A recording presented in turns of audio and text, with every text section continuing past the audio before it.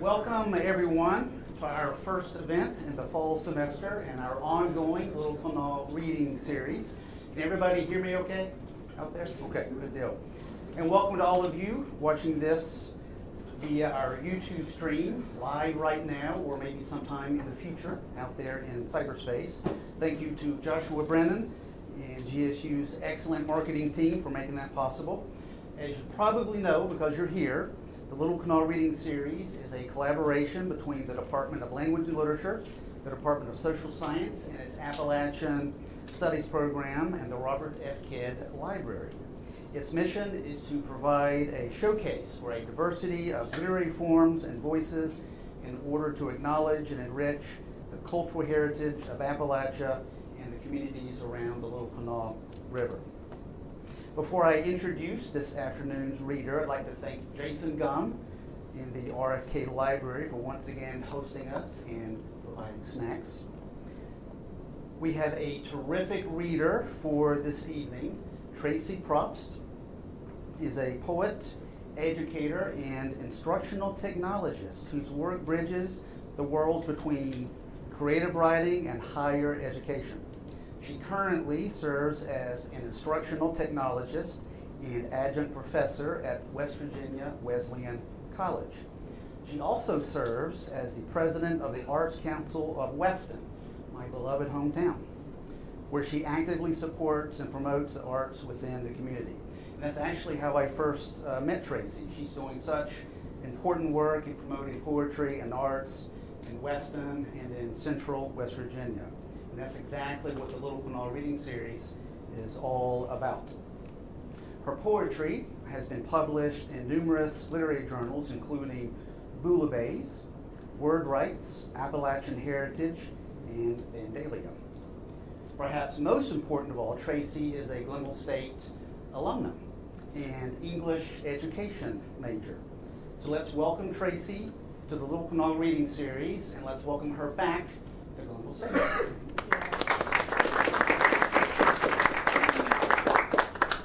Thank you so much, Jonathan, and thanks to everyone that came out tonight. It is just a delight to read back in my alma mater. And it's an honor to be back on the campus that I fell in love with, T.S. Eliot and William Wordsworth and Walt Whitman and so many others. I hope that all of you all have your favorites as well as you're sitting in the library and you can conjure those souls back in with us. I wanted to also mention that I'm particularly grateful being back on campus and thinking of the wonderful professors that I had here for my classes that are now gone. Dr. Craig Etchison, Dr. Nancy Zane, Dr. Wayne Derizay, all who planted glorious words into my very young soul, and I'm so grateful for those moments. The poems that I'm going to read this evening are all lyrical narratives which I write in place of journaling. And just to set the tone, I love being haunted, and I also love writing poems that might haunt the reader. Over the years, I've realized how important it is to pay attention to haunting moments. For me, these realizations show beauty and sometimes discomfort. And in this first poem, my baby granddaughter's perception blew me away. The title is the name of a collection that we saw at the Carnegie Museum of Natural History in Pittsburgh. Dead Ends, Curiosities in Carnegie's collection. The epigraph reads, "The specimens found in this cabinet were collected by students in Carnegie Mellon School of Art. The animals were selected because they met their demise through inadvertent encounters with civilization." Driving through Pittsburgh, smokestacks loom. I point at the pollution, and from the back seat, Viv, the 9-year-old, says, "No wonder the earth is dying." We visit the dinosaurs, peer into one huge footprint, claws longer than our arms. The girls climb the clear steps to the third floor overlook and examine the Triceratops, the Brontosaurus, the pterodactyls strung above their heads like ancient stars. They lean their chins on the rail. I asked them to imagine 1,000,000 years, 1,000,000 M&Ms, 200 million Skittles. The dinosaurs are as far in the past as the Milky Way is from our eyes. Down the hall, they photographed malachite from Chile, tourmaline from Brazil, but they still are amazed that a dinosaur was found in Missouri.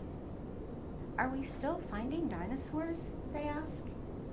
I tell them yes, and think of all the children I wish we could find. I don't even have to hide the reason I keep them so close. Their vocabulary has changed. They say pervert, they say van, they say zip ties, and maybe this is why, after just a few rooms, they ask to leave the art gallery, the nude paintings and sculptures making them tug at my shirt. My granddaughters can't find the body beautiful. In the history wing, they find tables of preserved snakes, amphibians, and fish. They find a glass cabinet where dead things lie, and their signs. Common grackle, stoned to death by school children. Hellbender, choked on a marshmallow, likely left by a camper. Dusky sea sparrow, habitat destroyed, last individual died in 1987 at Disney World. Hummingbird, hit by a car driven by an elderly person. That's just so sad, Gabby says. Later, she can't look at the diorama where the cheetah overtakes the horse, its rider lifting a sword. At the specimen wall, they question what's inside, and I mumble alcohol, and I think formaldehyde, and wonder, dear God, is that still a thing? I think of pipes and flush and drain and strain and rock and sand and drinking water, the snow so early in November, and the cold and the crops that barely bloomed over the summer then died. All the tomatoes I didn't harvest. How I need to learn to can whatever I can grow, which these days is mostly purslane and yarrow, flowers that stores haven't started selling, plants that remain wild. In the city, lawns are mowed, and even if the bees would hover in those yards, the clover would be laced with hydrocarbons, aldehydes, dioxides, the carbon we try to detect in our homes because there's a chance we could die. There's a chance we'd never see the sky again. Leaving the city, I catch Vib's somber eyes in the rearview mirror. Just as I'm thinking about bees and death, I hear her somber voice murmured toward the fogged glass. I wonder who will take the last breath.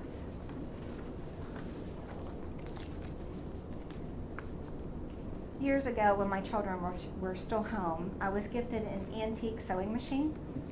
Not long after, the kids were hearing things at night, and even I experienced a wafting of cologne that went by me at nighttime. We all knew there was a ghost in the house. I hope you guys believe, yes. But I had no idea how to handle that. So I sat down with one of my neighbors who had a wonderful idea. She had a resolution, and the resolution came with a revelation. Uninvited guest.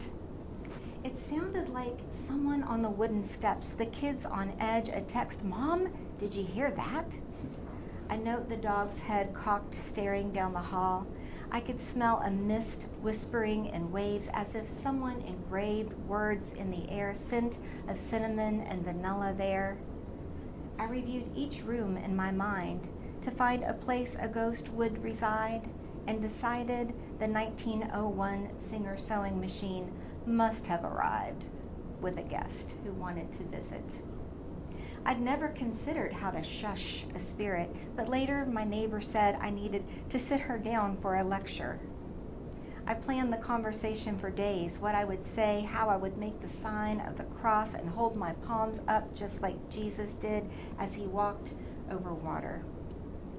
I finally stood over the oak stairs holding smoking sage above my head, swinging it below my knees. I summoned my angels and God to keep the peace. I said, "We love having you here," as if my grandmother had just appeared with her suitcase.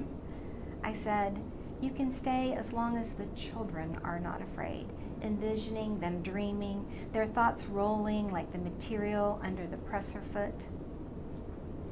At tea time, I made a kettle of holy basil. Our seamstress joined me, luminous in her white gown, teacup in hand. I shared that sewing made me lose my mind, the times I'd mislaid the scissors and needed to unravel the stitches because my fingers moved too fast and seemed two wrong pieces together. I begged her to guide my hands because I'd never learned to make a shirt, to leave the material open, to hold space for that round button until it tucked itself into the folds of another. I asked why she didn't keep tiptoeing toward the light. Couldn't she step away from years of pressing cotton and turning it into curtains? She pointed down the hall. I saw the curtain rustling, the thread dangling. I snagged the loose piece and pulled. When I squinted my eyes, I saw what she didn't hide. My mother's mother, all aglow and holding a newly sewn blue bib. She stood in front of my son's room, a hint that he'd gift the patter of little feet, another soul to greet, a tiny guest who'd appear at my door. This baby's knock came long before my son heard his future wife's name. Their hair would be the same color, a pattern they'd recognize as soon as they'd stepped into summer's daylight. They were cut from the same cloth, my guest pointed out. As I'd slept, she'd been sewing their lives together as my prayers danced, butterfly wings in her hands.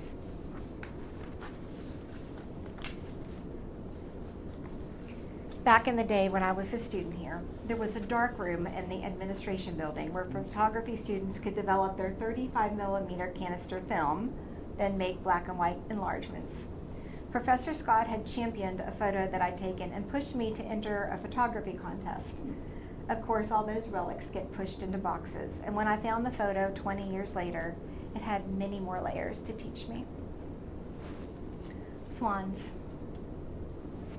In the black and white photograph, two white swans lean beak to beak, their long necks bent, so the space between forms the perfect heart, heads arched as if in prayer.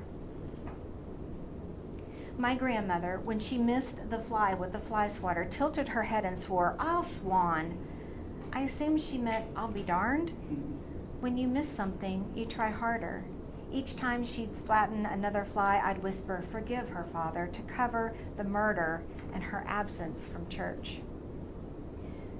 When I was little, she would send me outside for hours, then I'd return after playing with the crickets and the crawdads, and she'd say that I looked like a lil ailer.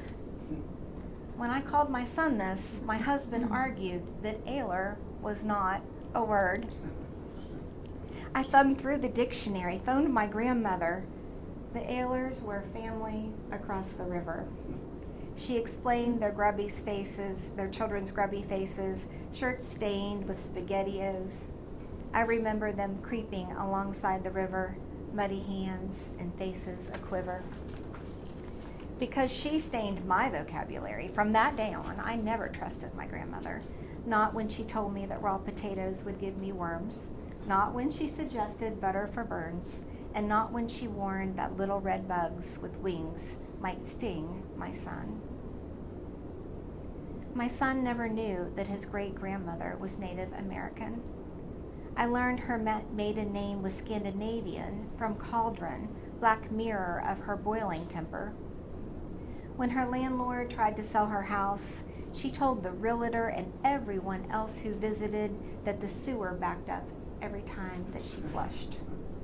Of course, that was a load of shit, and in her 70s, she was evicted. When she moved, she left the prized redbud tree she'd planted a few seasons back. She'd been waiting for the purple blossoms, but they'd never had enough springtime to bloom, though the leaves had formed into perfect green hearts.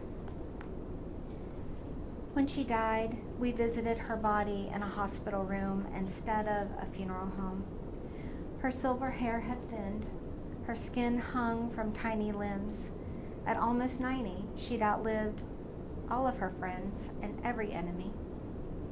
Despite his infidelities and sins, she wished to be scattered over her late husband's farm, where, without a driver's license, she had raised 3 children with no running water and a home with newspaper pasted to the walls, and only a fireplace to keep the front rooms warm.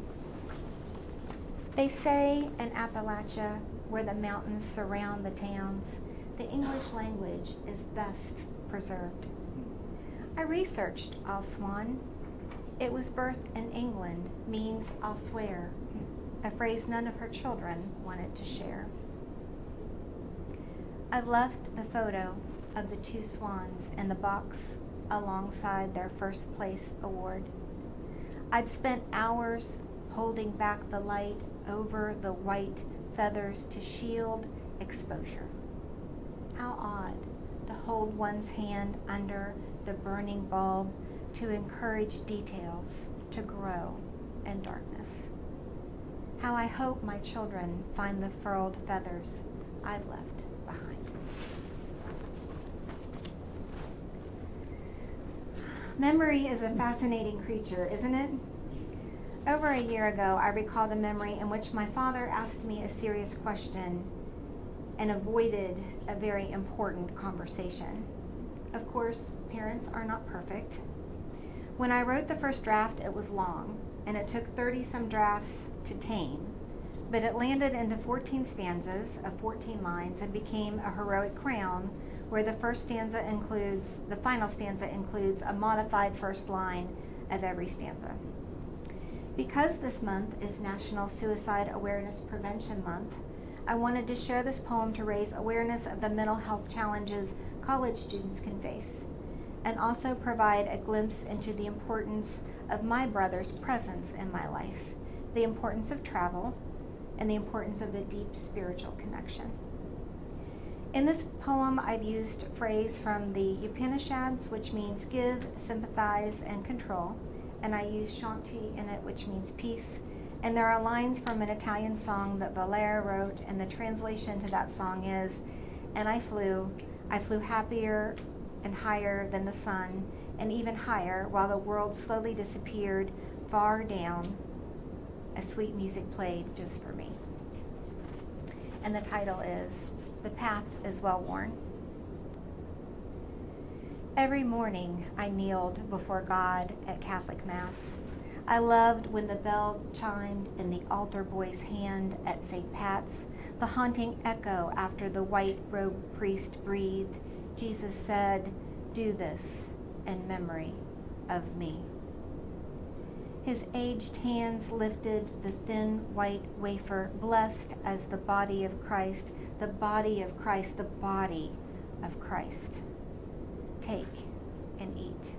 He motioned to the parishioners, but I could not consume the holy moon because I was Episcopalian. I could only eat the reverb from the bell and hope my sins would be purged like that fleck of earth in the toe of my shoe while my father held the morning newspaper. 2. In the evening, my father read the paper while he wasn't staring at Yellowstone on cable. He gazed at the black and white pages as if it were the earth, and he was sure someone was pissing on the sandstone of a local church. He guarded the house in his tan recliner, the Clarksburg exponent weeping over his knees. One weekend, when I returned home from college, Dad lifted his eyes and shuffled sections, the newsprint rustling like brittle leaves. He asked, "Have you ever wanted to take your life?" 3. Have you ever wanted to take your life? In college, from the 6th floor balcony of my residence hall, I peered down, my navy bulging book bag slung over my right shoulder. Edith Hamilton waiting for me to balance her miss in my lap. I pictured Persephone locked in the underworld with Hades.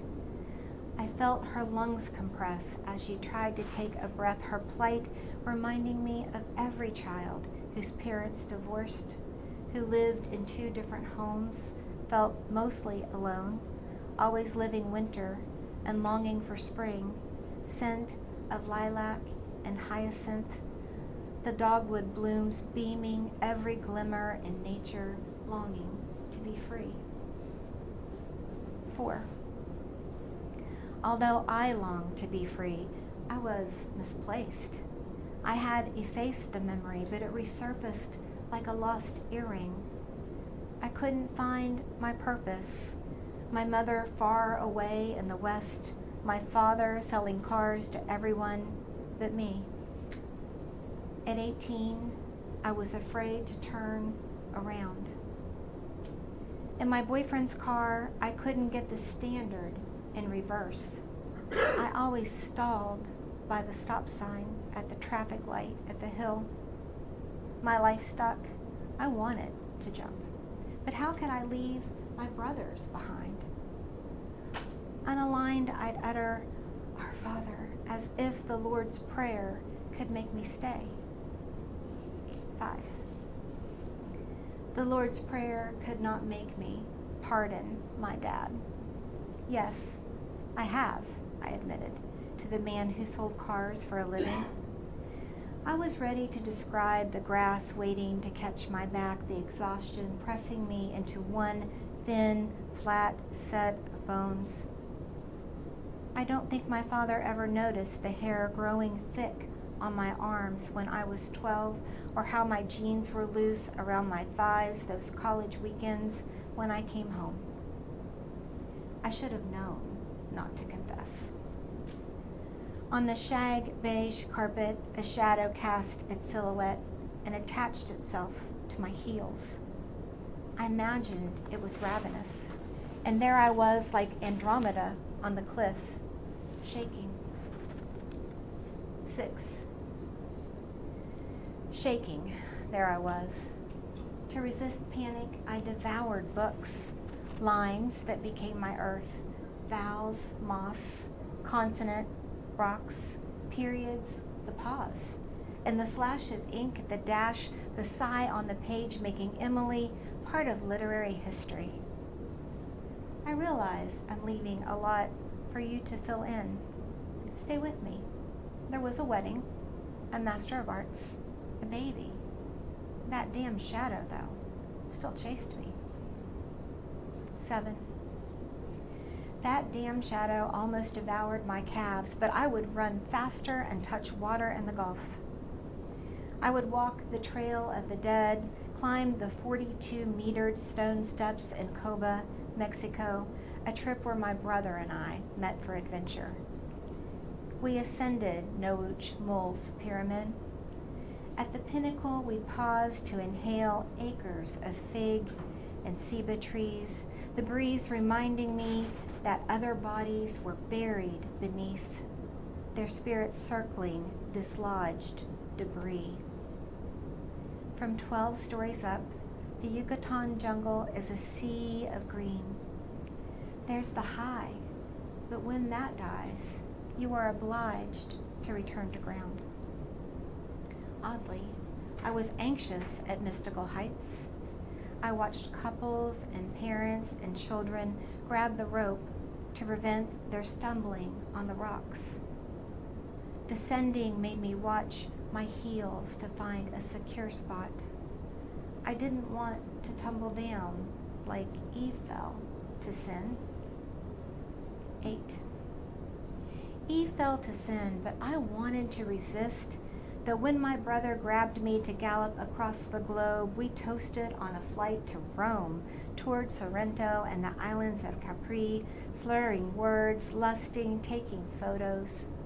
Sunlight glowed like a gold ghost in the blue grotto, us in a boat, our shadows dancing on the cave walls, my bathing suit and shorts as wet as my eyes while listening to skiffs of shirtless, Italian sailors sing love ballads, tenors echoing from the cool tan walls. I volavo felice più in alto di sole, ed ancora più su, mentre il mondo pian piano sparava, lontano laggiù. Una musica dolce suonava soltanto per me. The dark-eyed sailors suggested escape. 9. How is it that every song hints that we escape? I wanted to stay, but my brother pushed me to Pompeii. There, I pondered the ruts in between stone streets, indentations from wagons. I wondered about their bathhouses, how the sewage drains, how Italians sidestepped rain puddles and feces. I imagined the Pompeians inhaled the ash sheltered from the volcano, how many crashed to the ground when they could no longer inhale the foul air. I pondered what the children were playing during Vesuvius's explosion. I wanted to know if they found their way back into their mother's arms. Did their skin singe? Was their last desolate breath unhinged? 10. I held my breath again and again in St. Peter's Cathedral. I had never pondered the work of mules and men, horses and hands pulling and pushing, structures that enchant humans for millennia.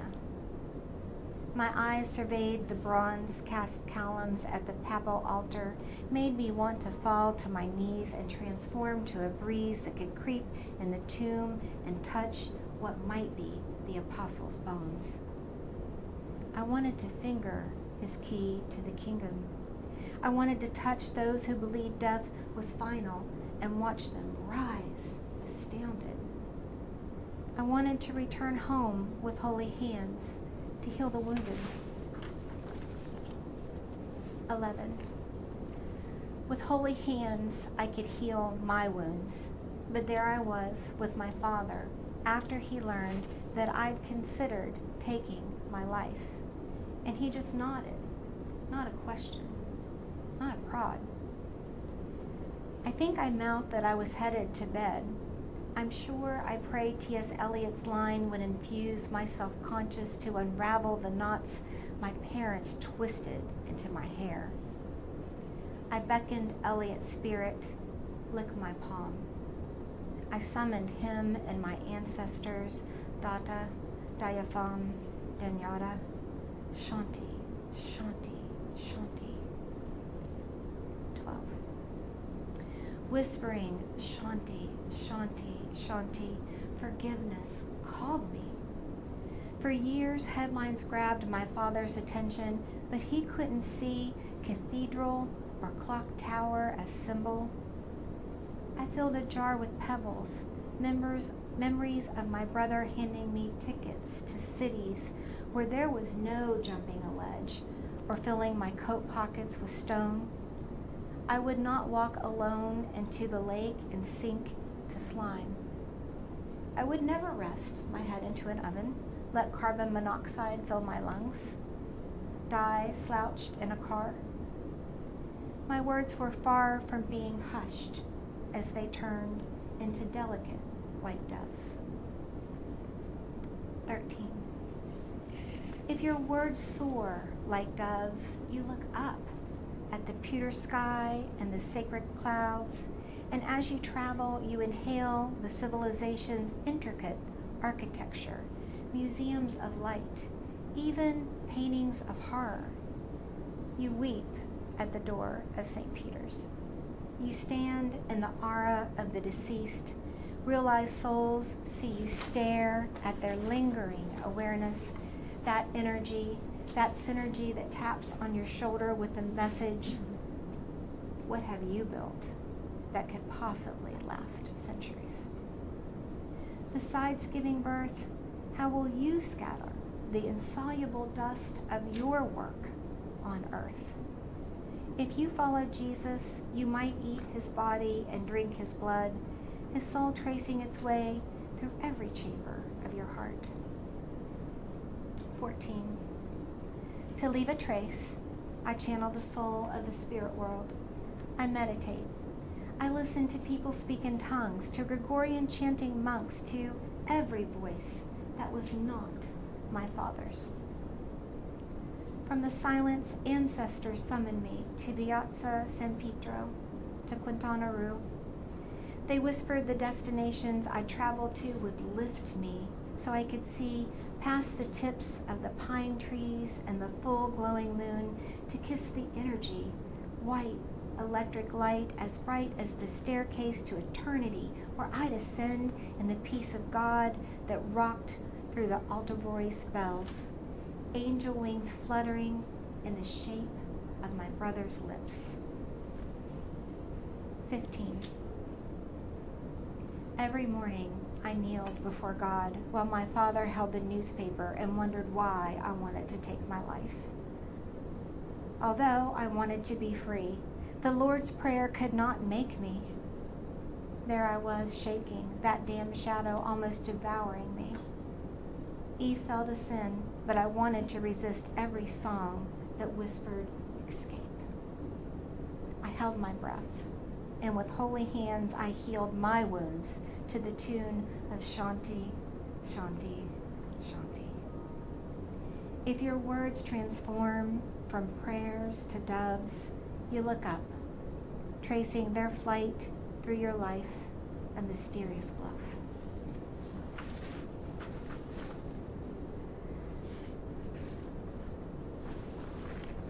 And finally, the very last poem is called The Great Escape. Morning after the graduation party, 4 gnats float into my wine glass, inebriated until the last breath. Bellies up, I wonder if they whistled through the backstroke. Gentle float, eyes wandering across the white ceiling, waves brushing as all sound disappeared. I don't know if gnats buzz like bees, that healing tease, but these gnats know how to go. If you don't, come with me. I want you to hum. I want your lips to vibrate until your brain spins out of your skin, your life liquid like Moscato. And although you won't know you've grown wings, they'll be there lifting you in a drunken whirl. That world you crave, it's beyond the glass pane. Look at it this way. Each day a mix of red and yellow and blue, trees and grass and soil. The earth is only here to hold you down. There's always a way out. Come with me. I'll show you a door as clear as ice, like the air you swipe, thinking the window's cracked, but really the chills your grandma hold in your hand. Do you miss her? Let's go. I have the key to her house. Thank you.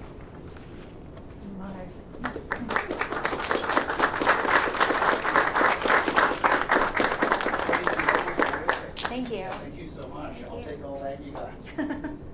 I'm sure if there are questions from the audience, I'm sure Traci would be more than happy to answer questions or talk about whatever you'd like her to check out. Well, I'll kick off with one question. I love your poetry.